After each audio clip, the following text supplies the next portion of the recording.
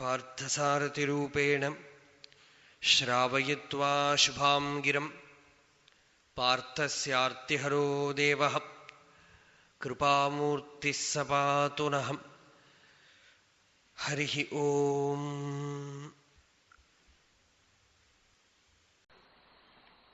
ന കർത്തൃത്വം ന കർമാണി ലോകസ്യ സൃജതി പ്രഭുഃ ന കർമ്മഫലസംയോഗം സ്വഭാവസ്തു പ്രവർത്തതേ.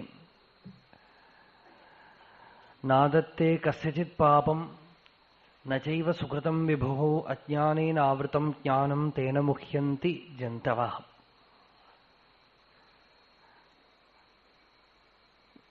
ഈ രണ്ട് ശ്ലോകം കൊണ്ട് ജന്തവഃ തേന മുഹ്യന്തി എന്ന് ഭഗവാൻ പറഞ്ഞു. നമുക്കൊക്കെ പേരാണ് ജന്തുക്കൾ എന്നാണ്. ചീത്ത വിളിച്ചതല്ല, ജനിച്ചവരൊക്കെ ജന്തുക്കളാണ്. ജായതേ ഇതി ജന്തുഃ, creature, that which is created. അപ്പോ ജന്തുക്കൾ തേന മുഹ്യന്തി. മുഹ്യന്തി എന്ന് വെച്ചാൽ ഗെറ്റ്സ് ഡെലൂഡഡ്, മോഹം ഗച്ഛന്തി എന്നർത്ഥം. മോഹം എന്ന് വെച്ചാൽ അജ്ഞാനം. അജ്ഞാനത്തിന്റെ സ്വരൂപം എന്താണ്? നമ്മൾക്ക് കർത്തൃത്വം ഉണ്ടെന്നും നമ്മളിവിടെ എന്തൊക്കെയോ ചെയ്യാൻ വന്നിട്ടുള്ളവരാണെന്നും നമ്മൾക്കത് സ്വതന്ത്രമായി ചെയ്തു തീർക്കാനുള്ള ശക്തി ഉണ്ടെന്നും ഒക്കെ വിശ്വസിച്ച് ത്വരയോടുകൂടെ പ്രവർത്തിക്കുകയും പ്രവൃത്തിയിലൂടെ വാസനയാർജിക്കുകയും വാസനയിലൂടെ അജ്ഞാനം ആർജിക്കുകയും അജ്ഞാനത്തിലൂടെ സ്വരൂപം മറയ്ക്കപ്പെടുകയും മറയ്ക്കപ്പെട്ട സ്വരൂപത്തിലൂടെ വീണ്ടും പ്രവർത്തിക്കുകയും പ്രവൃത്തിയിലൂടെ വാസന ആർജിക്കുകയും വാസന സംസ്കാരമായി തീർന്ന് പ്രവർത്തിപ്പിക്കുകയും, ഇതിനാണ് ചക്രം എന്ന് പറയുന്നത്. ഈ ചക്രത്തുനിന്ന് പുറത്തു ചാടാൻ വഴിയൊന്നുമില്ല. പലരും സത്സംഗം കേട്ട് കഴിയുമ്പോൾ തോന്നുന്നു, അത് കഴിഞ്ഞിട്ട് അവര് പറയും, കേൾക്കുമ്പോൾ ഞങ്ങൾക്ക് ഇതുപോലെയൊന്നും ആവാൻ പറ്റണില്ലല്ലോ എന്നുള്ള വിഷമമുണ്ട്. എങ്ങനെ പുറത്തു വരും? അതാണ് മുഹ്യന്തി ജന്തവാഹ. സമുദ്രത്തില് ഉപ്പുവെള്ളം കുടിക്കുകയാണെന്ന് തോന്നുന്നു. ഈ ഉപ്പുവെള്ളം കൂടി നിർത്തിയിട്ട് എപ്പോ പുറത്ത് ചാടും? സമുദ്രത്തിൽ നിന്ന് എങ്ങനെ രക്ഷപ്പെടും? തേന മുഹ്യന്തി ജന്തവാഹ. ന കർത്തൃത്വം ന കർമാണി ലോകസ്യ സൃജതി പ്രഭു. ഒരു വലിയ സ്റ്റേറ്റ്മെന്റ് ആണത് ഭഗവാന്റെ.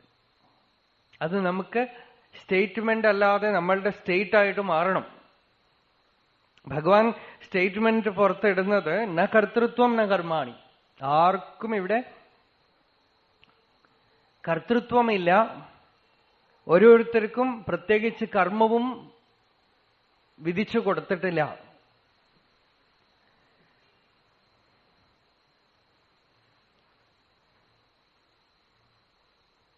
നാദത്തെ കസ്യചിത് പാപം നചൈവ സുഹൃതം വിഭുഃ. ആർക്കും പാപവും പുണ്യവും ഒന്നും വിധിച്ചു കൊടുത്തിട്ടില്ല. അപ്പൊ പിന്നെ നമ്മൾ ഇതൊക്കെ അനുഭവിക്കണതോ പ്രവർത്തിക്കണതോ? ഓരോരുത്തർക്കും നോക്കിക്കഴിഞ്ഞാൽ സ്പെഷ്യൽ നേച്ചർ ഉണ്ടല്ലോ. അതോ? അതിനാണ് സ്വഭാവം എന്ന് പേര്. ആ സ്വഭാവം നമ്മൾ എപ്പോഴൊക്കെയോ ആർജിച്ചിട്ടുള്ളതാണ്. ഇപ്പൊ ആ സ്വഭാവം നമ്മളുടെ ജയിലായിട്ട് മാറിയിരിക്കുകയാണ്. ആ സ്വഭാവത്തിന് തന്നെയാണ് അജ്ഞാനം എന്ന് പേര്. ഒന്നിലും അഭിമാനിക്കാനില്ല എന്നാണ്. ഈ തത്വം അറിഞ്ഞു കഴിഞ്ഞാൽ നമ്മൾക്കൊന്നിലും അഭിമാനിക്കാനില്ല. നല്ലവണ്ണം പാട്ടുപാടാൻ കഴിയുമെങ്കിൽ അഭിമാനിക്കാനേ ഇല്ല. ലോകം എന്തു പറയും? വലിയ കഴിവാണ്, ഇതിനെ ശരിക്ക് പ്രയോജനപ്പെടുത്തിക്കൊള്ളണം, അതുകൊണ്ട് ആ മ്യൂസിക് വേൾഡിൽ മേലെ പോകണം, അവാർഡുകളൊക്കെ വാങ്ങിക്കണം. ഇപ്പൊ പലരും പാട്ട് പഠിക്കുന്നത് തന്നെ യൂത്ത് ഫെസ്റ്റിവലിൽ 2 പാട്ട് പാടിയിട്ട് അവാർഡ് പ്രൈസ് വാങ്ങിക്കാൻ വേണ്ടി മാത്രമാണ് കുട്ടികളെ അമ്മമാരും അച്ഛന്മാരും ഒക്കെ. സാപ്പാസ എന്നൊന്നും തുടങ്ങണ്ട, 2 കീർത്തനം പഠിപ്പിക്കുക, നല്ലവണ്ണം പാടുക, പ്രൈസ് വാങ്ങിക്കാം. അവിടെ തൊട്ട് മിസ് എഡ്യൂക്കേഷൻ ആണ്. ഭഗവാൻ പറയണത് എന്ത് കഴിവ് നിങ്ങൾക്കുണ്ടെങ്കിലും ഈ കഴിവും പ്രവൃത്തിയിൽ ഏത് പ്രവൃത്തിയാണോ നിങ്ങൾ ചെയ്യുന്നത് ആ പ്രവൃത്തിയുടെ വാസനയൊക്കെ തന്നെ പണ്ട് ആഗ്രഹിച്ച് നിങ്ങൾ ഉണ്ടാക്കിയിട്ട് ഉള്ളതാണ് ഇപ്പൊ നിസർഗമായി നിങ്ങളിൽ സ്വാഭാവികമായി വന്നു ചേർന്നിരിക്കുന്നത്. അതിനെ നിങ്ങളുടെ സ്വഭാവമാണെന്ന് അറിഞ്ഞ് അതിൽ അഭിമാനിക്കാതെ അതിനെ ഭഗവാന് അർപ്പിച്ചില്ലാതാക്കാം. എന്നുവെച്ചാൽ അതിന്റെ ഓണർഷിപ്പ് ഞാൻ വെക്കാതിരിക്കുക, അതിനെ ഭഗവതാരാധനയ്ക്കായിട്ട് അർപ്പിക്കുക. സ്വകർമ്മണ തം അഭ്യർച്ച്യ സിദ്ധിം വിന്ദതി മാനവ. ഭഗവാന്റെ ഗീതയിലെ സിദ്ധാന്തമാണ്. നിങ്ങൾക്ക് നിങ്ങളുടെ സ്വഭാവം എന്താണോ, നിങ്ങളുടെ പ്രകൃതി എന്താണോ, ആ പ്രകൃതി കൊണ്ട്, ആ സ്വഭാവം കൊണ്ട് അന്തര്യാമിയായ നിങ്ങളുടെ നിയന്താവിനെ ഭഗവാനെ അർച്ചിക്കും. അർച്ചിക്കുക എന്ന് വെച്ചാൽ എന്താ? നിങ്ങൾക്ക് വേണ്ടി ചെയ്യാതിരിക്കൂ. നിങ്ങൾക്ക് വേണ്ടി ചെയ്യാതിരിക്കുമ്പോ ലോകത്തിന് വേണ്ടി ചെയ്യുന്നു എന്ന് നിങ്ങൾക്ക് വിചാരിക്കാം, അത് കർമ്മയോഗമാവും. പ്രകൃതിയിലാണ് പ്രവൃത്തി നടക്കുന്നത്, ഒന്നും എന്റെ സ്വരൂപത്തിൽ ഇല്ലെന്ന് വിചാരിക്കാം, അത് സാഖ്യയോഗമാവും. ഭഗവാന് വേണ്ടിയാണ് ഞാൻ പ്രവർത്തിക്കുന്നത്, ഭഗവാനാണ് എന്നെ കൊണ്ട് എല്ലാം ചെയ്യിപ്പിക്കുന്നത്, ഞാൻ കർത്താവോ ഭോക്താവോ ഒന്നും അല്ല എന്ന് പറയുമ്പോൾ ഭക്തിയായി. അതിലിത്തിരി മാധുര്യമുണ്ട്, ഇത്തിരി സ്വീറ്റ്നെസ് ഉണ്ട് അതിന്. ഭഗവാനാണ് എല്ലാം ചെയ്യണത്. ഈ വിശ്വരൂപത്തിൽ ഭഗവാൻ നിൽക്കണു, എന്റെ ശരീരരൂപത്തിൽ ഭഗവാൻ നിൽക്കണു, എന്റെ ഉള്ളിൽ പ്രകൃതിയായിട്ടും ഭഗവാൻ നിൽക്കണു, ആ പ്രകൃതിയെ പ്രവർത്തിപ്പിക്കുന്ന അന്തര്യാമിയായിട്ടും ഭഗവാൻ നിൽക്കണു. അതുകൊണ്ട് കായേന മനസാ ബുദ്ധ്യാ കേവലൈഹി ഇന്ദ്രിയൈഹി അപി യോഗിനഃ കർമ്മ കുർവന്തി സംഗം തെക്വാ ആത്മശുദ്ധയെ എന്നുള്ള സ്ഥലത്ത് ഭഗവതഃ തുഷ്ടയെ എന്നാക്കിയാൽ മതി. ഭഗവാൻ സന്തോഷിക്കട്ടെ, ഭഗവാന് വേണ്ടി ഞാൻ ചെയ്യും. ഇത് മുഴുവൻ ആരാധനയാണ്. അപ്പൊ നിത്യനിരന്തരം ഭഗവത് സ്മരണ ഉണ്ടെങ്കിൽ കർമ്മമൊക്കെ പൂജ, ആരാധനയായിട്ട്, ദേവപൂജയായിട്ട് തീരും.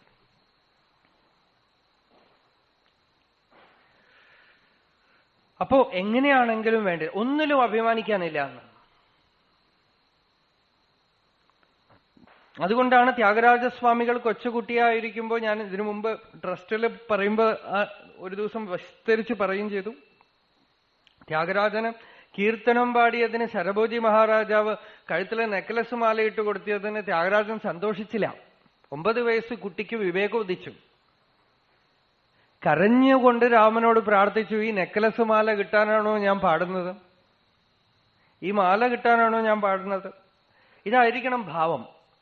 നമ്മളിവിടെ വന്നിരിക്കുന്നത് എത്ര കണ്ട് നമ്മളുടെ സ്വഭാവം, അതായത് നമ്മളുടെ പ്രത്യേക രീതിയിലുള്ള പെരുമാറ്റം, പ്രത്യേക വിഷയത്തിലുള്ള അഭിനിവേശം, പ്രത്യേക കഴിവുകള്, പ്രത്യേക അഭിമാനം, പ്രത്യേക സ്വഭാവ രൂപത്തിൽ നമ്മളെ മറ്റുള്ളവരിൽ നിന്നും മാറ്റി നിർത്തുന്ന ഒന്ന് നമ്മൾ പ്രകൃതി എന്ന് പറയണത്. ആ പ്രകൃതിയെ നമ്മളല്ലെന്നറിഞ്ഞ് അതിൽ കഴിവുണ്ടെങ്കിൽ അഭിമാനിക്കാനോ, അതിൽ കഴിവുകേടുണ്ടെങ്കിൽ അതിലൊരു അപമാനം തോന്നാനോ ഒന്നും വകയില്ലാതെ ആ പ്രകൃതിയെ മാറ്റി നിർത്തുകയോ ഭഗവാനെ അർപ്പിക്കുകയോ, അഥവാ ആ പ്രകൃതിയുടെ എന്തൊക്കെ കഴിവുണ്ടോ അതൊക്കെ തന്നെ ലോകമംഗളത്തിന് വേണ്ടി ഉപയോഗിച്ച് ഒന്നും തനിക്ക് വേണ്ടി ചെയ്യാതെ ചെയ്ത് തീർക്കുകയോ ചെയ്താൽ ആള് മുക്തനാവും. വലിയ സയൻസാണ്. ഇതിനിത്തിരി ചിന്തിക്കണം.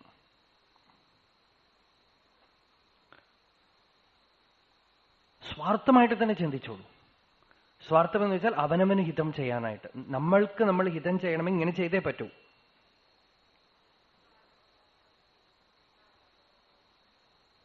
അപ്പോഴേ നമുക്ക് നമ്മൾ അന്വേഷിക്കുന്ന ഫുൾഫിൽമെന്റ് ഉണ്ടാവുള്ളൂ, ഹോൾനെസ് ഉണ്ടാവുള്ളൂ, നിറവ് ഉണ്ടാവുള്ളൂ. നമ്മളുടെ ശാരീരികമായ കർമ്മങ്ങൾ കൊണ്ടും മാനസികമായ ചിന്തകൾ കൊണ്ടും ബുദ്ധിവ്യാപാരം കൊണ്ടും വാക്കുകൾ കൊണ്ടും നമ്മൾക്ക് പ്രത്യേകമായി എന്തെന്ത് ഫീൽഡുണ്ടോ ആ ഫീൽഡിലൊക്കെ തന്നെ നിരന്തരം പ്രവർത്തിക്കുന്നു. അതിന്റെ ഫലമായി എന്തെങ്കിലും കിട്ടുന്നുണ്ടെങ്കിൽ പ്രസാദമായിട്ട് അനുഭവിക്കാം. പക്ഷെ ഉദ്ദേശം എനിക്ക് എന്തെങ്കിലും കിട്ടാനായിട്ടെന്നില്ല. ആ പ്രവൃത്തി തന്നെ സന്തോഷമാണ്. അതുകൊണ്ട് ഭഗവതാരാധനയാണ്, ലോകമംഗളത്തിന് വേണ്ടിയാണെന്ന് കരുതിയാൽ എങ്ങനെ? ചിലർക്ക് ലോകമംഗളത്തിന് വേണ്ടിയെന്ന് കരുതുന്നതായിരിക്കും ഇഷ്ടം. ചിലർക്ക് ഇതൊക്കെ പ്രകൃതിയിലാണ് നടക്കുന്നത്, എന്നിലില്ല എന്ന് സാക്ഷിഭാവത്തിൽ ഇരിക്കാനായിരിക്കും ടെമ്പറമെന്റ്. ചിലർക്ക് ഇതൊക്കെ ഭഗവത് ആരാധനയാണ്, ഭഗവാനെ അർപ്പിക്കുകയാണ്. ഞാൻ ഭക്തനാണ്, ഈ പ്രപഞ്ചം മുഴുവൻ ഭഗവത് സ്വരൂപമാണ്, ഭഗവത് പൂജ ചെയ്യുകയാണിത് എന്നുള്ള ഭാവമായിരിക്കും അവർക്ക് ലളിതം. ഏത് വിധത്തിലാണെങ്കിലും അവനവന് ചെയ്യാൻ പാടില്ല എന്നാണ്. അങ്ങനെ ചെയ്യാമെങ്കിൽ അത് ഈ അറിവിനാണ് ജ്ഞാനമെന്ന് പേര്. ഈ അറിവുണ്ടെങ്കിൽ നമ്മളുടെ കർത്തൃത്വം ഭോക്തൃത്വം എന്നുള്ള രൂപത്തില് നമ്മളുടെ ആത്മാനുഭവത്തിനെ മറച്ചു കളയുന്ന മറ നീങ്ങും. എല്ലാവർക്കും ആത്മാനുഭവമുണ്ട്. എല്ലാവരും ആത്മജ്ഞാനികളാണ്. അജ്ഞാനികളേ ഇല്ല. എല്ലാവരും ആത്മജ്ഞാനികളാണ്. രമണ ഭഗവാന്റെ അടുത്ത് ഒരാള് ചോദിച്ചു, ഗീതയിൽ കർമ്മയോഗം എന്ന് പറയുന്നുണ്ടല്ലോ, അതെന്താണ്? യോഗ കർമ്മസു കൗശലം. കർമ്മത്തിൽ കൗശലമാണ് യോഗം എന്ന് പറയുന്നുണ്ട് ഭഗവാൻ. എന്താണ്? അപ്പൊ ഭഗവാൻ പറഞ്ഞു, ഭഗവാൻ ഒന്നും മിണ്ടിയില്ല. അടുത്തിരിക്കുന്ന ഒരു പണ്ഡിതൻ അതിന് എക്സ്പ്ലനേഷൻ കൊടുക്കാൻ തുടങ്ങി. ഭാഷ്യത്തിൽ പലതും ഉദ്ധരിച്ച് പലതും പറഞ്ഞുകൊണ്ടേയിരിക്കുമ്പോ മഹർഷി മലയിൽ നടക്കാൻ പോവാണ്. ഇവർ കൂടെ ഉണ്ട്. ലെക്ചർ നടന്നുകൊണ്ടേയിരിക്കുന്നുണ്ട്. പോണ വഴിയിൽ ഒരു മുള, മുള്ളും മറ്റുമായിട്ട് ഒരു മുള കിടക്കുന്നുണ്ട്. ആ മുള ഭഗവാൻ എടുത്തു. എന്നിട്ട് കയ്യിലൊരു കത്തി, പേനക്കത്തി ഉണ്ട്. ആ കത്തി കൊണ്ട് ഇങ്ങനെ മുള ചീകി അതിന്റെ മുള്ളൊക്കെ വെട്ടി മുറിച്ച് പതുക്കെ ഏകദേശം 3 മണിക്കൂർ 4 മണിക്കൂർ നേരം ഈ ലെക്ചർ നടന്നുകൊണ്ടേയിരിക്കുന്നുണ്ട്. അവസാനം നോക്കുമ്പോ ആ മുളയാണോ ഇത് എന്ന് തോന്നുന്ന രീതിയിൽ അതിസുന്ദരമായ ഒരു വാക്കിംഗ് സ്റ്റിക്ക്, അത് ചെത്തി മിനുക്കി സാൻഡ് പേപ്പർ കൊണ്ട് ഉരച്ച് അതിനെ സ്ട്രെയിറ്റ് ആക്കി തീർത്തൊക്കെ ആക്കി തീർത്തിട്ട് അതിനെ ഭഗവാൻ കയ്യിൽ കൊണ്ട് നടക്കുമ്പോൾ ഓരോരുത്തരും ഇങ്ങനെ നോക്കിക്കൊണ്ടിരിക്കുന്നുണ്ട്. ആ പോണ വഴിയില് ഒരു ആട്ടിടയൻ പയ്യൻ, അയാളുടെ ആടൊരു കുഴിയിൽ വീണ് കിടക്കുകയാണ്. അയാൾക്ക് ഇറങ്ങാൻ പറ്റാതെ കുട്ടി പയ്യൻ നിൽക്കുന്നു. ഭഗവാൻ അതിനകത്ത് ഇറങ്ങിയ ആടിനെ എടുത്ത് കൊടുത്തിട്ട് ഈ വടി അവന്റെ കയ്യിൽ കൊടുത്തു. അപ്പോ വളരെ പ്രയത്നിച്ച് പ്രവൃത്തി ചെയ്ത് ആ പ്രവൃത്തി ആർക്കാണോ പ്രയോജനം അവിടെ അർപ്പിച്ചു കഴിഞ്ഞാൽ അത് ആരാധനയായി. അല്പമായ ഫലത്തിനെ ഇച്ഛിച്ചുകൊണ്ട് കർമ്മം ചെയ്യാതിരിക്കുകയാണ്. അനന്തമായ ഫലത്തിന് നമ്മൾ ഭാഗവാക്കുകളാണ്. അല്പമായ ഫലം ഭിക്ഷക്കാരെ പോലെ നമുക്ക് അനന്തതയുടെ മേലെ ഇരുന്നു കൊണ്ട് 4 അണയോ 8 അണയോ ചോദിച്ചുകൊണ്ട് നടക്കണോ? അനന്തമായ വസ്തു നമുക്ക് കിട്ടും. പക്ഷെ ആളുകൾക്ക് എപ്പോഴും അല്പത്തിലാണ്. ഭഗവാന്റെ അടുത്ത് പോയാൽ ആ അല്പത്തിലാണ് ആഗ്രഹം. ഒരു വലിയ മഹാത്മാവ്, ഞാൻ കഴിയുന്നത് ഈ പേരുകളൊക്കെ പറയാതിരിക്കുകയാണ്, ഒരു വലിയ സെയിന്റ്, വലിയൊരു ജീവൻ മുക്ത പുരുഷൻ. അദ്ദേഹം ധാരാളം ഫോളോവേഴ്സ് ഉണ്ട്. അദ്ദേഹത്തിന് ഒരുപാട് അനുയായികൾ ഉണ്ട്. അനുയായി വൃന്ദങ്ങൾ എപ്പോഴും അദ്ദേഹത്തിന് കൂടെ ഉണ്ടാവും, ഭക്തന്മാരും. അപ്പൊ അദ്ദേഹത്തിന് എന്തെങ്കിലുമൊക്കെ ആളുകൾ വസ്തുക്കളൊക്കെ കൊണ്ടുവന്ന് വെച്ച് നമസ്കരിക്കും. ഒരു വസ്തു അദ്ദേഹം കയ്യിൽ കുറച്ചു നേരം വെച്ചിട്ട് ആരുടെയെങ്കിലും കയ്യിൽ കൊടുക്കും. അപ്പൊ ഭക്തന്മാർക്ക് ആ ഒരു പൊരുൾ എന്തെങ്കിലുമൊക്കെ ഗുരുവിന്റെ കയ്യിൽ നിന്ന് കിട്ടുന്നത് വലിയൊരു നിധി പോലെയാണ്. അത് അവരുടെ ഭാവം. അപ്പൊ ഒരു ദിവസം നല്ല ഒരു കാശ്മീരി ഷാൾ ആരോ ഒരു ഭക്തൻ കൊണ്ടുവന്ന് നിവേദിച്ചു. അദ്ദേഹം ആ ഷാൾ എടുത്ത് കയ്യിൽ വെച്ച് കുറെ നേരം നോക്കി, തോളിലിട്ടു, കയ്യിൽ വെച്ചു. അപ്പോ ഭക്തന്മാരുടെ മനസ്സ് മുഴുവൻ ഈ ഷാളിലാണ്. ആർക്കാണ് കിട്ടുക? ഇത് ആ ഗുരു ആർക്ക് തരും? എനിക്ക് തരുമോ, എനിക്ക് തരുമോ? എല്ലാവരുടെയും ആഗ്രഹമാണ്.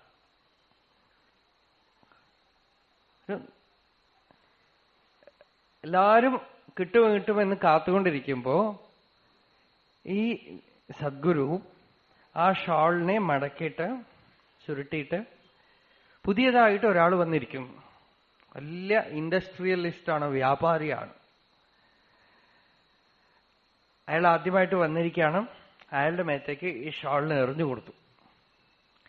അപ്പൊ ഈ ഡിവോട്ടീസ്, ഈ ഭക്തന്മാർക്കൊക്കെ അതിലൊരു ഹർഷം, ഒരു ആശ്ചര്യം. അയാൾ എത്ര ഭാഗ്യം ചെയ്തു, അയാൾക്ക് ഈ ഷാള് കിട്ടി. ഞങ്ങളൊക്കെ ആഗ്രഹിച്ചിരിക്കുന്നു, ഞങ്ങൾക്ക് കിട്ടാത്തത് ഇയാൾക്ക് കൊടുത്തു. പക്ഷെ എല്ലാവരും നോക്കിയിരിക്കുമ്പോ അയാൾ എന്ത് ചെയ്തു എന്ന് വെച്ചാൽ ആ ഷാളിനെ ആദ്യം എടുത്ത് ചുരുട്ടിയിട്ട് ഈ ഗുരുവിന്റെ മേത്തേക്ക് തന്നെ എന്നിട്ട് വളരെ വികാരഭരിതനായി ആ മനുഷ്യൻ എഴുന്നേറ്റ് നിന്ന് പറഞ്ഞു അത്രേ, ഞാനിപ്പോ ഒരു ഫോൺ കോൾ ചെയ്താൽ ഈ ഷാൾ ഉണ്ടാക്കുന്ന കാശ്മീരിലുള്ള ഫാക്ടറീസ് 4 വാങ്ങിക്കാനുള്ള പണം എന്റെ കയ്യിലുണ്ട്. ആദ്യ ആളുകൾ വിചാരിച്ച് ഇദ്ദേഹം അഭിമാനത്തോടെ പറയുകയാണെന്നാണ്. അല്ല, അദ്ദേഹം പറയണത് വാസ്തവത്തിൽ ഒരു ഫോൺ കോൾ ചെയ്താൽ 4 ഫാക്ടറി ഇതുപോലെ വാങ്ങിക്കാനുള്ള പണം എന്റെ കയ്യിലുണ്ട്. പണം കൊടുത്ത് വാങ്ങിക്കുന്ന സാധനങ്ങൾ എന്തെങ്കിലുമൊക്കെ കിട്ടാൻ വേണ്ടിയിട്ടല്ല ഞാൻ നിങ്ങളുടെ മുമ്പിൽ വന്നിരിക്കുന്നത്. എനിക്ക് പണം കൊടുത്തിട്ട് വാങ്ങിക്കുന്ന ഒരു വസ്തുവും വേണ്ട. ഈ കൊടുക്കലും വാങ്ങിക്കലും എനിക്ക് മതി. ഞാൻ അല്പമായ ഒരു വസ്തുവും കിട്ടാൻ ആഗ്രഹിക്കണില്ല. എനിക്ക് നിങ്ങളുടെ കൃപയാണ് വേണ്ടത്. ഈ ഷാളും ഈ വസ്തുക്കളും ഒന്നും ഞാൻ ആഗ്രഹിച്ചില്ല. എനിക്ക് വേണ്ടത് ഏതൊന്ന് കിട്ടിക്കഴിഞ്ഞാലാണോ പിന്നെ ഒന്നും ആഗ്രഹം ഉണ്ടാവാത്തത്, പരിപൂർണമായ സംതൃപ്തി ഉണ്ടാവുക, ആ വസ്തുവിനെ അന്വേഷിച്ചാണ് ഞാൻ ഇവിടെ വന്നിരിക്കുന്നത് എന്നാണ്. ആ സദ്ഗുരുവിന്റെ അനുഗ്രഹം ആ വ്യക്തിക്ക് ഉണ്ടാവുകയും ചെയ്തു എന്ന് ഒരു നടന്ന ഇൻസിഡന്റ് ആണ്. അപ്പോ അല്പത്തില് മനസ്സ് വെക്കാതിരിക്കുക എന്നാണ്. ഭൂമാവൈ സുഖം നാൽപ്പേ സുഖമസ്തി. ശരീരം കൊണ്ട് പ്രവർത്തിച്ചിട്ടും മനസ്സുകൊണ്ട് ചിന്തിച്ചിട്ടും ബുദ്ധി കൊണ്ട് വിവേചനം ചെയ്തിട്ടും ഒക്കെ കിട്ടണത് നമ്മൾ സ്വീകരിക്കുകയാണെങ്കിൽ അല്പമായി പോകും. അത് പ്രകൃതിയിലേക്ക് തന്നെ വിട്ടുകൊടുക്കുകയാണെങ്കിൽ നമ്മൾക്ക് കിട്ടുന്നത് അനന്തമാണ്. അനന്തം എന്താ? നമ്മളുടെ സ്വരൂപം, സുഖം, നമ്മളുടെ സ്വരൂപമായ സുഖം. നമ്മൾക്ക് കിട്ടുന്ന ഫലത്തിൽ നമ്മൾ കൊതിച്ചാൽ നമ്മൾ അല്പന്മാരായി പോവും. ആ സുഖം വരികയും പോവുകയും ചെയ്യും. അനന്തം ഒരിക്കലും വരില്ല, പോവില്ല. അത് നിത്യമാണ്. ആ അനന്തമായ വസ്തുവാണ് നമുക്ക് വേണ്ടതെങ്കിൽ നമ്മൾക്ക് കർത്തൃത്വത്തിനെയും ഭോക്തൃത്വത്തിനെയും എടുത്തു കളയണം. നമുക്ക് എന്തെങ്കിലും കർത്തവ്യം ഇവിടെ ഉണ്ടെന്നോ, നമ്മൾ എന്തെങ്കിലുമൊക്കെ അനുഭവിക്കണം, ദിവ്യം എന്ന് പറയുന്നതോ, അതിൽ പോലും കൊതി ഉണ്ടാവാൻ പാടില്ല. ആധ്യാത്മികമായിട്ട് പോലും ഉണ്ടാവുന്ന ശാന്തി, ആനന്ദം, സുഖം, അതിൽ പോലും അഡിക്ഷൻ ഉണ്ടാവാൻ പാടില്ല, ഭോഗ്യത്വം ഉണ്ടാവാൻ പാടില്ല. അതിനെപ്പോലും നിന്ന് രസമാസ്വദിച്ച് നിൽക്കാൻ പാടില്ല. നമ്മളില്ലാതാവണം. നമ്മളുടെ കർത്തവ്യം നമ്മൾ ചെയ്യുക. അങ്ങനെയുള്ള ആൾക്ക് കർത്തവ്യം ചെയ്യാൻ പറ്റുള്ളൂ. എന്തെങ്കിലുമൊക്കെ ഒരു പ്ലഷർ ലവിങ് ആണെങ്കിൽ, ഉള്ളില് ആന്തരികമായ പ്ലഷർ ആണെങ്കിലും ശരി, അവർക്ക് ഡിപ്രഷൻ ഉണ്ടാവും. ഡിപ്രഷൻ ഉണ്ടാവുമ്പോൾ അറിഞ്ഞുകൊള്ളുക, ഈഗോ നമ്മളുടെ ഉള്ളിലുണ്ട്. ആധ്യാത്മികമായ ഡിപ്രഷൻ, വിരഹമാണെങ്കിലും ശരി. എനിക്കൊന്നും കിട്ടിയില്ലല്ലോ, എനിക്കിനിയും ജ്ഞാനം ഉണ്ടായില്ലല്ലോ, എനിക്കിനിയും ഭക്തി ഉണ്ടായില്ലല്ലോ, ആരാ ഈ പറയണത്?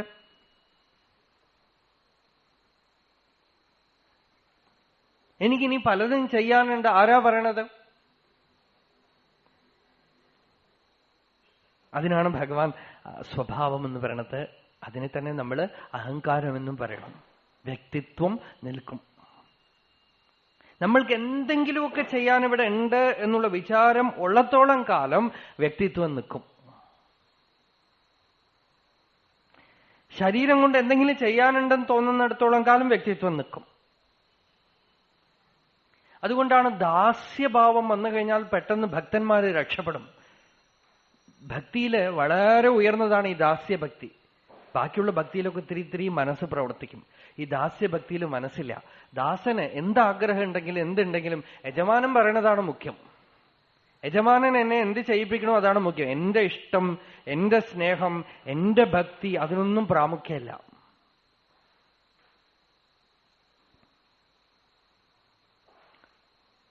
ഫസ്റ്റ് ഒബേ, അതാണ് ദാസ്യഭക്തി. ഗുരു എന്ത് പറഞ്ഞാലും ദാസൻ ചെയ്യും. യജമാനൻ എന്ത് പറഞ്ഞാലും ദാസൻ ചെയ്യും. അപ്പൊ എന്താവും? ദാസന്റെ അഹന്ത ഇല്ലാതായിട്ട് തീരും. അതേപോലെ നമ്മളുടെ ജീവിതം തന്നെ നമ്മളുടെ ഗുരുവാണെന്നും നമുക്ക് നടക്കുന്ന സംഭവങ്ങളൊക്കെ തന്നെ നമ്മളുടെ ഗുരുവിന്റെ ഇച്ഛയാണെന്നും അന്തര്യാമിയുടെ ഇച്ഛയാണെന്നും ഒരുത്തൻ കരുതി ദാസ്യഭാവത്തിനെ ഉള്ളിൽ വെച്ചുകൊണ്ടിരിക്കുകയാണെങ്കിൽ അങ്ങനെ നടക്കണമായിരുന്നു, ഇങ്ങനെ നടക്കാൻ പാടില്ലായിരുന്നു, ഇന്ന പോലെ എനിക്ക് ഉണ്ടാവണമായിരുന്നു, ഇങ്ങനെ ഉണ്ടാവാൻ പാടില്ലായിരുന്നു, ഞാൻ അത് ചെയ്യണം, അത് ചെയ്തില്ല, എനിക്ക് ഇത് കിട്ടിയില്ല, ഒന്നും ഉണ്ടാവില്ല. എവിടെ വെച്ചാലും ആനന്ദമാണ്. എന്ത് തനിക്ക് ചെയ്യണമോ അത് ചെയ്യും. എന്താണോ തനിക്ക് ചെയ്യേണ്ട പ്രവൃത്തി അത് ചെയ്യും. ആ പ്രവൃത്തിയുടെ ഫലം എങ്ങനെ വന്നാലും കുഴപ്പമില്ല. ഈശ്വരേച്ഛ.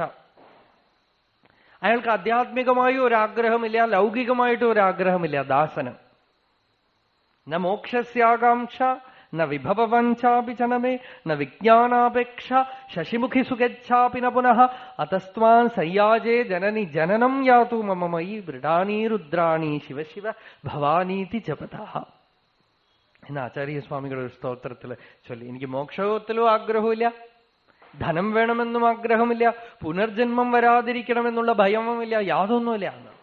അപ്പൊ വ്യക്തിത്വം പോയി എന്നർത്ഥം. ആഗ്രഹം എപ്പോ പോകുന്നുവോ അപ്പൊ വ്യക്തിത്വം പോയി. വ്യക്തിത്വം പോയാൽ ആഗ്രഹം ഉണ്ടാവില്ല. നമ്മളുടെ സ്വധർമ്മം നമ്മൾ ചെയ്യും. സ്വധർമ്മം ചെയ്യുന്നത് തന്നെയാണ് തപസ്, സ്വധർമ്മം ചെയ്യുന്നത് തന്നെയാണ് ഭക്തി. ജീവൻ മുക്തനായ ആൾക്ക് ഒരുവിധ സങ്കല്പത്തിന്റെയും ഇൻട്രൂഷൻ ഇല്ലാതെ സ്വധർമ്മം ചെയ്യാൻ പറ്റുള്ളൂ. അയാൾക്കൊന്നിലും ഫാസിനേഷൻ ഇല്ല. അപ്പൊ പിന്നെ സ്വധർമ്മം ചെയ്യാൻ എന്താ? അയാൾക്കൊന്നും കിട്ടണമെന്നില്ല. അപ്പൊ പിന്നെ മുമ്പിലിരിക്കുന്ന കർമ്മം ചെയ്യാൻ എന്താ? തനിക്ക് എന്താണോ അതാത് സമയത്ത് ചെയ്യേണ്ടത് അതാത് കാര്യങ്ങൾ അയാൾ ചെയ്യുമെന്നല്ലാതെ അയാൾക്ക് ഇത് വിട്ടിട്ട് എന്തിലെങ്കിലുമൊക്കെ സങ്കല്പം ഉണ്ടെങ്കിലല്ലേ. ഞാനിപ്പോ പറയണത് നമ്മൾ അവിടെ എത്തിയോ ഒന്ന് ധ്യാനിച്ചു നോക്കൂ. നമ്മളെ ആ സ്ഥിതിയിൽ ഇരുത്തി ഒന്ന് ധ്യാനിച്ചു നോക്കൂ. നമ്മൾ ആരും സ്വതന്ത്രരല്ല. സ്വാതന്ത്ര്യം വരാതിരിക്കാൻ കാരണം നമ്മളുടെ തന്നെ അഭിമാനമാണ്. അതുകൊണ്ടാണ് രമണ ഭഗവാൻ അക്ഷരമണമാലയില് മാനത്തെ അഴിത്ത് അഭിമാനമില്ലാതെ ഒളിർ അരുണാചല, മാനം കൊണ്ടുരുപവർ മാനത്തെ അഴിത്ത് അഭിമാനമില്ലാതെ ഒളിർ അരുണാചല. ഹേ അരുണാചല, മാനം കൊണ്ടുരുപവർ, ഉള്ളില് മാനം കൊണ്ടാണ് ഈ ജനങ്ങൾ വല്ലാതെ വിഷമിക്കുന്നത്. ഗീതയിലും അമാനിത്വം ആണ് ജ്ഞാനത്തിന്റെ ആദ്യ ലക്ഷണമായി പറഞ്ഞത്. ഒന്നിലും മാനമില്ല. തന്നെ എവിടെ വെച്ചാൽ അവിടെ ഇരുന്നോളാം. എന്ത് പണിയാണ് ചെയ്യേണ്ടതെന്ന് വെച്ചാൽ ചെയ്തോളാം. പ്രത്യേകിച്ച് അങ്ങനെയുള്ള ആൾക്ക് പ്രത്യേകിച്ച് ഒരു ധ്യാനമോ പ്രത്യേകിച്ച് ഒരു അനുഷ്ഠാനമോ പ്രത്യേകിച്ച് ഒരു എക്സ്പീരിയൻസിൽ ഒരു ഫാസിനേഷനോ ഒന്നുമില്ല.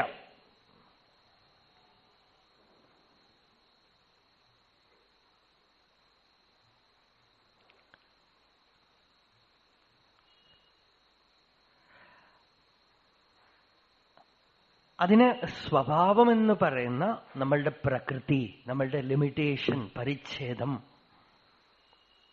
അഭിമാനം, അത് നിശേഷ ഭസ്മമായാലേ പറ്റുള്ളൂ. നിങ്ങൾ ഈ ഐഡിയൽ വെച്ചുകൊണ്ട് നാളെ മുതൽ അല്ലെങ്കിൽ ഇന്ന് രാത്രി മുതൽ ജീവിച്ചു നോക്കുമ്പോ കാണാം എന്താണ് തടസ്സം എന്ന് കാണാം. ഉള്ളിലെ ആള് പറയും ഞാൻ ഇങ്ങനെ ചെയ്യണം എന്ന് പറയുമ്പോ മൂപ്പര് പറയാം അത് പറ്റില്ല എന്ന് പറയും.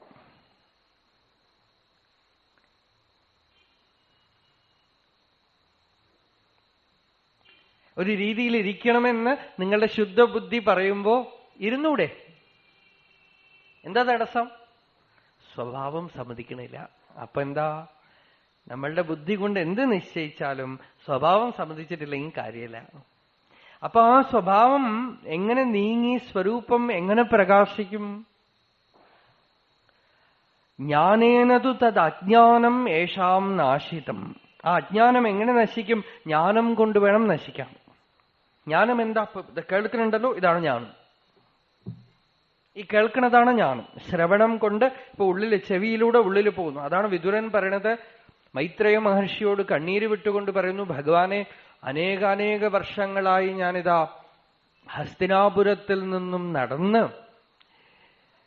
ചെവികളിലൂടെ ഈ അമൃതം കുടിച്ച് ഉള്ളിലുള്ള മഹാരോഗം ശമിപ്പിക്കാനായി ദാഹിച്ചുകൊണ്ട് നടന്നു വന്നിരിക്കുന്നു. എനിക്ക് ഉപദേശിക്കുമെന്ന്. യഃ കർണനാടീം പുരുഷസ്യ യാതഃ ഭവപ്രദാം ഗേഹരതിം ഛിനത്തി.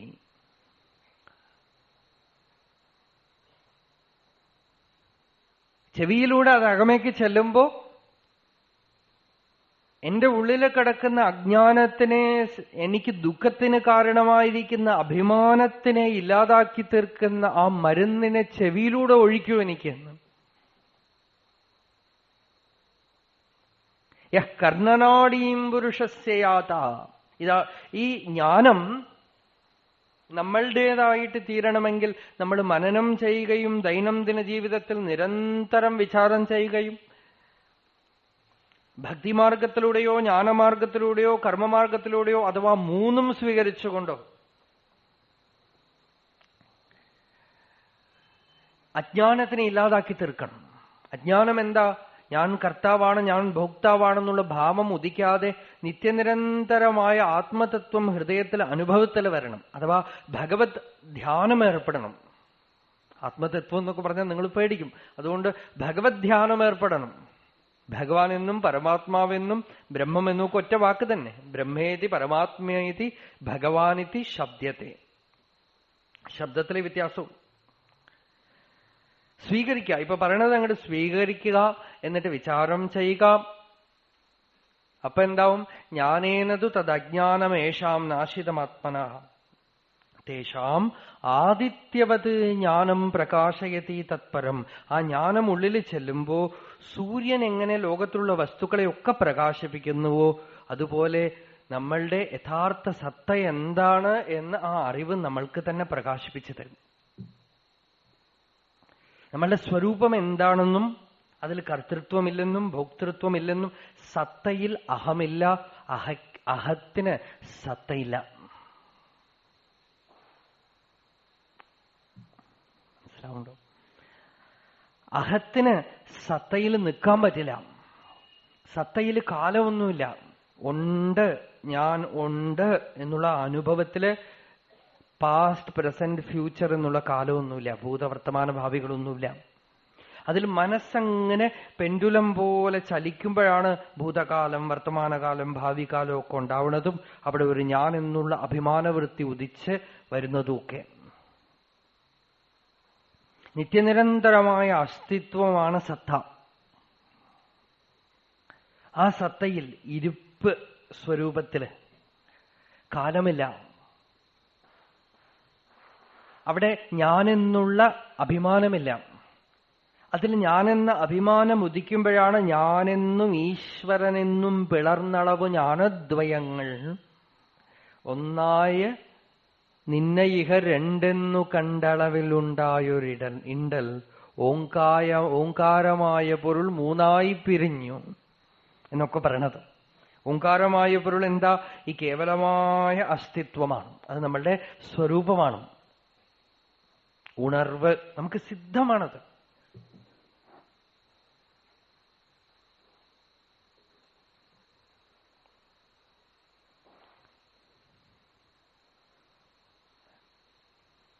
എല്ലാവർക്കും കിട്ടിയിട്ടുള്ളതാണ്. ഇത് ബുദ്ധിമുട്ടൊന്നുമില്ല. ബുദ്ധിമുട്ട്, ഇത് വിഷമാണ്, ഇത് മനസ്സിലാവില്ല എന്നൊക്കെ ഈ കഥ പറയുന്ന ആളുകൾ പറഞ്ഞു പറഞ്ഞു പറഞ്ഞ് നമ്മളെ പറ്റിച്ചിട്ടാണ് നമുക്ക് മനസ്സിലാവാതെ ആക്കിയിരിക്കുന്നത്.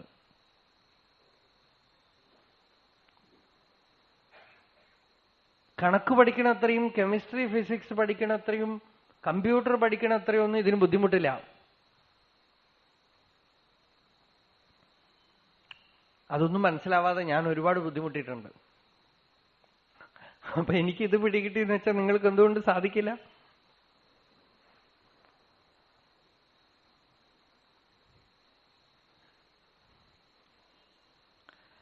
തീർച്ചയായിട്ടും സാധിക്കും. വേണമെന്ന് ആഗ്രഹിക്കണം. അതിലേക്ക് ശ്രദ്ധ പതിയണം. നമ്മളെ തന്നെ നമ്മൾ ശ്രദ്ധിക്കണം. ശരീരം ഞാനല്ല. ശരീരം ഒരിക്കലും ഞാനെന്ന് ചൊല്ലണില്ല. അതിന് അനുഭവമില്ല. അനുഭവത്തിന് ശരീരസംബന്ധമില്ല. ഞാൻ ഉണ്ട് എന്നുള്ള അനുഭവം ശരീരത്തിലല്ല ഇരിക്കുന്നത്. അതിലാണ് ശരീരം ഒരു തോന്നലായിട്ട് പുറത്ത് നിൽക്കുകയാണ് പ്രകൃതിയിൽ. ആ ഉണ്ട് എന്നുള്ള ജീവഭൂതമായ അനുഭവം, അതിനെ ശ്രദ്ധിക്കുമ്പോ അതിലെ ഞാൻ എന്നുള്ള പ്രത്യേക വ്യക്തിത്വം, അസ്മിത്വം, അസ്തിത്വത്തിലൊരു തോന്നൽ മാത്രമാണ്. ആംനെസ് is only an assumption in easiness.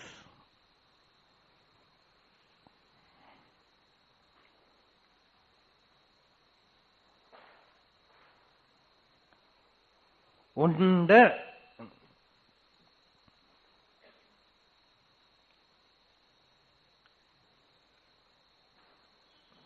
അതിനെയാണ് ജ്ഞാനം നമുക്ക് പ്രകാശിപ്പിച്ചു തരുന്നത്. ശ്രദ്ധയെ നമ്മളിലേക്ക് തിരിച്ചുവിട്ട് അജ്ഞാനത്തിനെ നീക്കി ആദിത്യവത് പ്രകാശയതി എന്ന് കൃഷ്ണൻ പറയുമ്പോ കൃഷ്ണന് മനസ്സിലാവില്ലെന്നും കൃഷ്ണൻ പറയണത് ശരിയല്ലെന്നും ഇതൊന്നും എല്ലാവർക്കും മനസ്സിലാവില്ലെന്നും ഒക്കെ നമുക്ക് പറയാൻ പറ്റുമോ?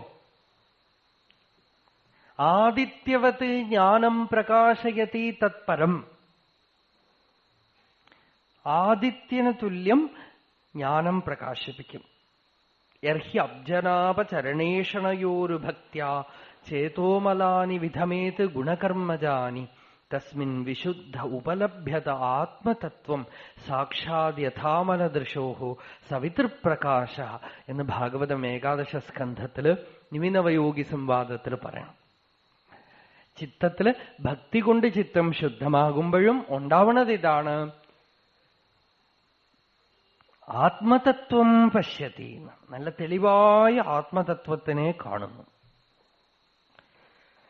ഉള്ളത് ആത്മാവാണെന്നും അതിൽ ഞാനെന്നും നീയെന്നും അവനെന്നും ഒക്കെയുള്ള ഭ്രമം തോന്നുകയാണെന്നും ത്വം അഹം ഇദം ഇതീയം കൽപ്പനാ ബുദ്ധിദോഷാത് പ്രഭവതി പരമാത്മനി അദ്വയേ നിർവികൽപ്പേ പ്രവിലസതി സമാധൗ അസ്യ സർവോ വികൽപ്പഃ വിലയനമുപഗച്ഛേത് വസ്തുതത്വാവദൃഷ്ട്യാ. വസ്തുവിനെ തെളിഞ്ഞു കാണുമ്പോ ഈ വികൽപ്പമൊക്കെ നീങ്ങുകയും ഞാനെന്നും നീയെന്നും അവനെന്നുമുള്ള ഭ്രമമൊന്നുമില്ല. തദ്യുഷ്മദോരസ്മതി സംപ്രതിഷ്ഠ തസ്മിൻ വിനഷ്ടേ അസ്മതി മൂലബോധാത് യുഷ്മത് അസ്മദ് മതിവർജിതൈകാ സ്ഥിതി ജ്വലന്തി സഹജാത്മന സ്യാത് എന്ന് രമണ ഭഗവാൻ സദർശനത്തിൽ പറയുന്നു. സഹജസ്ഥിതി എന്നൊരു സ്ഥിതി ഉണ്ട്, അത് ആദ്യം സ്വീകരിക്കുക എന്നാണ്. എന്നുവെച്ചാൽ സത്യം സഹജമാണ്, സത്യം നാച്ചുറലാണ്, സത്യം നമുക്ക് എപ്പോഴും ലബ്ധമാണ് എന്ന് സ്വീകരിക്കാം. എന്നിട്ട് ആ സഹജമായ സത്യത്തിന് തടസ്സമായി നിൽക്കുന്നത് എന്താണ്? അസ്മത് യുഷ്മത് എന്നുള്ള മതിയാണെന്നാണ്. എന്നുവെച്ചാൽ ഞാൻ എന്നൊരാളുണ്ടെന്നും നീ അവൻ എന്നും. അതിൽ ഈ ഞാൻ എന്താണെന്ന് വിചാരം ചെയ്ത് ആരാഞ്ഞു നോക്കുമ്പോ ഞാൻ എന്നുള്ളത് ഉദിക്കുന്ന സ്ഥലത്ത് അസ്തമിക്കുകയും അവിടെ യുഷ്മത് അസ്മത് മതിവർജിത ഏകാസ്ഥിതി, ഞാൻ നീ എന്നുള്ള ബുദ്ധികൾ കൊണ്ട് മുറിക്കപ്പെടാത്തതായ അഖണ്ഡാകാരമായ അവിഛിന്നമായ പ്രജ്ഞ ബോധം അവിടെ പ്രകാശിക്കും. അത് നമ്മളുടെ സ്വരൂപമാണ്, സഹജാസ്ഥിതി.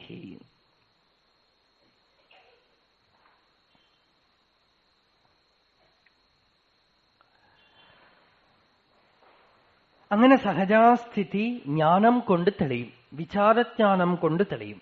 സത്സംഗത്തിൽ നിങ്ങൾ കേൾക്കുന്നു, നിങ്ങൾക്ക് പരിപാകത ഉണ്ടെങ്കിൽ, ചിത്തശുദ്ധി ഉണ്ടെങ്കിൽ കേൾക്കുമ്പോ തന്നെ വിചാരമുദിക്കും. വിചാരമുദിക്കുകയും ചിലപ്പോൾ നിങ്ങളുടെ പ്രാരബ്ധത്തിനനുസരിച്ചും മറ്റുമൊക്കെ അല്പമായിട്ട് ഒരു തെളിച്ചം ഉണ്ടാവും.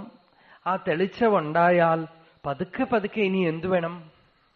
അതാണ് ഭഗവാൻ ഇനി അടുത്ത ശ്ലോകത്തിൽ പറയണത്. വ്യവഹാരത്തിൽ മറന്നുപോവാതെ സൂക്ഷിക്കണം. അത് അല്പമൊന്ന് തെളിഞ്ഞാലും വ്യവഹാരത്തിൽ മറന്നുപോകും. അതിന് രമണ ഭഗവാൻ ഒരു കഥ പറയും. അങ്ങനെ അതെങ്ങനെയാ മറന്നു പോണത് എന്ന് ചോദിച്ചാൽ രസമായ ഒരു കഥ ഭഗവാൻ പറയണത്. ഒരു രാജാവിന് ഒരു മന്ത്രി, ആ മന്ത്രി രാജാവിനെ തന്റെ കൈവശം വെച്ചുകൊണ്ട് രാജകൊട്ടാരത്തിലുള്ള ആളുകളെയൊക്കെ തന്നെ ഉപദ്രവിച്ചും കൊണ്ട് അടക്കി ഭരിച്ചുകൊണ്ട് രാജാവിനെ കാണാൻ ആരെയും സമ്മതിക്കില്ല. താൻ ധാരാളം അവിടുത്തെ സമ്പത്തൊക്കെ ഉപയോഗിക്കുന്നുണ്ട്. അങ്ങനെയൊക്കെ വിഷമിപ്പിക്കുന്ന മന്ത്രി. അപ്പൊ ഇയാളെ ഒരു വിധത്തിലും ആർക്കും ഒന്നും ചെയ്യാൻ പറ്റില്ല. അവസാനം എന്തായി? കൊട്ടാരത്തിലുള്ള എല്ലാവരും, മറ്റു മന്ത്രിമാരും സൈന്യാധിപനും എല്ലാവരും ഇയാൾക്കെതിരെ. അപ്പൊ അവരൊക്കെ കൂടിച്ചേർന്ന് ഒരു മീറ്റിംഗ് കൂടി. എങ്ങനെയാ അപ്പൊ ഇയാളെ ഇല്ലാതാക്കുക? അപ്പൊ അവര് ഒരു പ്ലാൻ ഉണ്ടാക്കി അത് ഇംപ്ലിമെന്റ് ചെയ്യാൻ തീരുമാനിച്ചു. അവരെന്താ ചെയ്തതെന്ന് വെച്ചാൽ,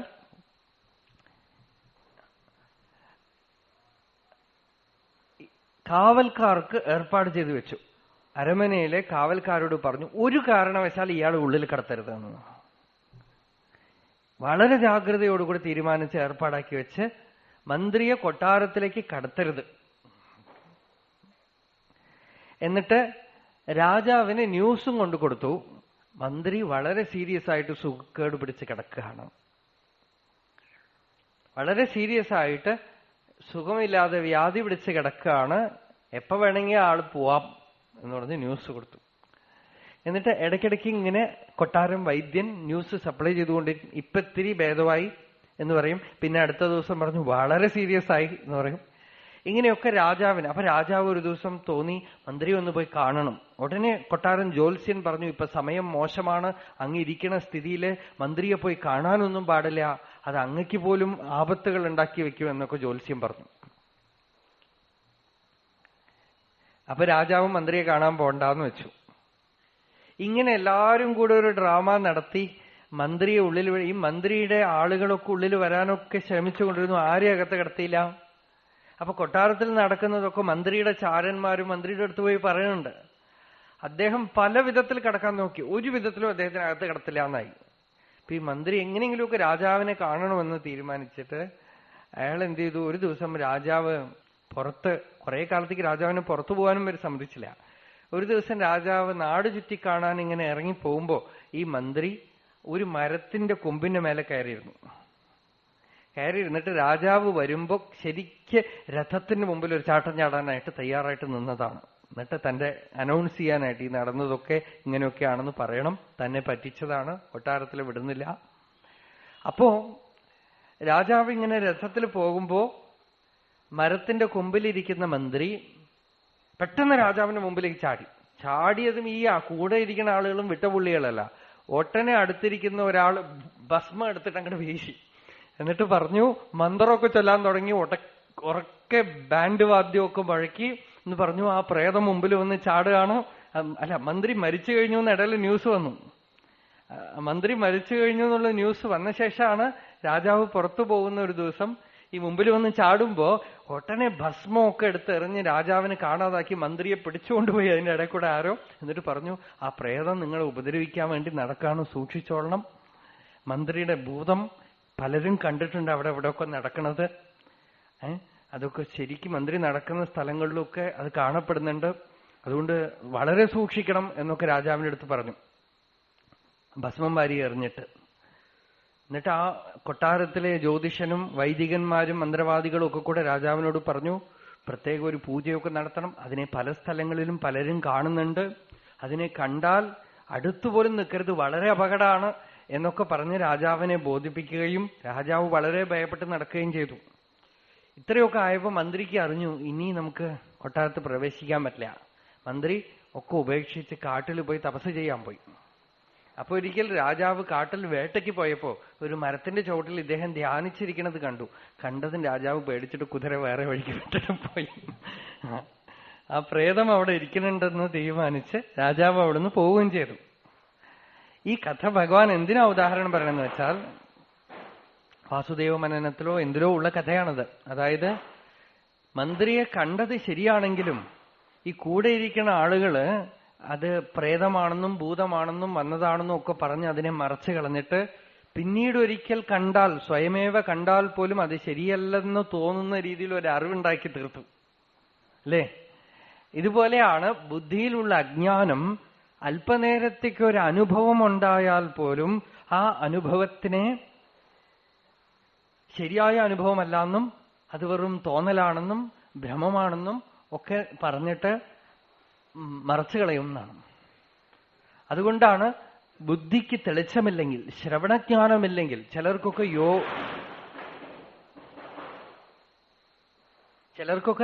യോഗ സാധനയൊക്കെ ചെയ്തിട്ട് ചിലപ്പോഴൊക്കെ ചിലർക്ക് സ്വരൂപജ്ഞാനം, സ്വരൂപ ദർശനം ഉണ്ടാവും. പക്ഷെ സ്വരൂപ ദർശനം ഉണ്ടായാലും ശ്രുതിജ്ഞാനമില്ലാത്തതുകൊണ്ട്, ശ്രവണം കൊണ്ട് ബുദ്ധിയിൽ തെളിച്ചമില്ലാത്തത് കൊണ്ട് അത് എന്തോ ആണെന്ന് ഭ്രമിച്ച് തള്ളിക്കളയും.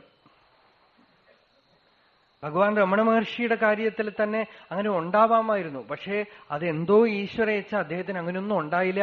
തനിക്കുണ്ടായ ജ്ഞാനത്തിൽ ശ്രവണജ്ഞാനമില്ലാതെ തന്നെ അദ്ദേഹം ഇരുന്നു. പിന്നീട് പലരും പുസ്തകത്തിലൊക്കെ ഒന്ന് വായിക്കുമ്പോഴാണ് ഈ അനുഭവമാണ് തനിക്ക് ഉണ്ടായിരിക്കുന്നത്. അപ്പൊ ഇതൊക്കെ ശാസ്ത്രത്തിൽ പറഞ്ഞിട്ടുണ്ട്, ഇതിനുവേണ്ടി ആളുകൾ പരിശ്രമിക്കുന്നുണ്ട് എന്നൊക്കെ രമണ ഭഗവാൻ അപ്പോഴാണ് അറിയണത്. അപ്പൊ ആദ്യം പലപ്പോഴും ഒരു ചെറിയൊരു തെളിച്ചമേ ഉണ്ടാവുള്ളൂ. ഈ പറയണതൊന്ന് തെളിഞ്ഞൊന്ന് മിന്നിമറിയും ഉള്ളില്. ആ മിന്നിമറിഞ്ഞത് നമ്മൾക്ക് തെളിഞ്ഞറിയപ്പെടണമെങ്കിൽ അടുത്ത ശ്ലോകം നോക്കൂ. തദ്ബുദ്ധയസ്തദാത്മാനഃ തന്നിഷ്ഠാഃ തത്പരായണാഃ ഗച്ഛന്തി അപുനരാവൃത്തിം ജ്ഞാനനിർധൂതകൽമഷാഃ.